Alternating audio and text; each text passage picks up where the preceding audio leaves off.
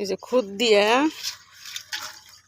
দিয়ে কচু শাক, তারপর হইলো হেঞ্চি শাক, আপনার দেশে কি বলি জানি না। এই যে কচু শাক,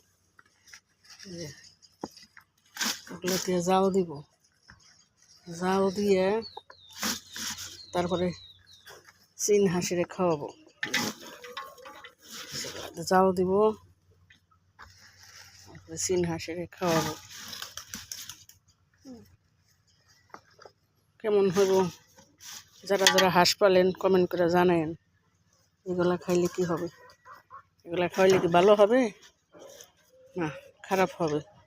যারা যারা হাঁস পালেন, আমি তো এখন মতো হাঁস পালি না, নতুন পালতাছি, তো আমি তার এগুলোর খবর জানি না, তাই নিজের থেকে আইডিয়া করে এগুলো খাওয়াইতেছি।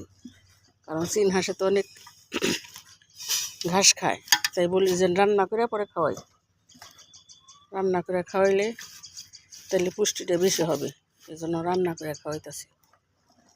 সবাই কমেন্ট করে বলবেন এটা কি খাওয়ানো যাবে নাকি খাওয়া যাবে না।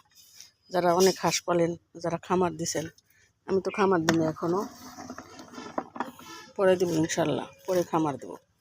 সবাই দোয়া করেন আমার জন্য, যেন আমি খামার দিতে পারি। আমি জানি বড় করে একটা খামার দিতে পারি ইনশাল্লাহ।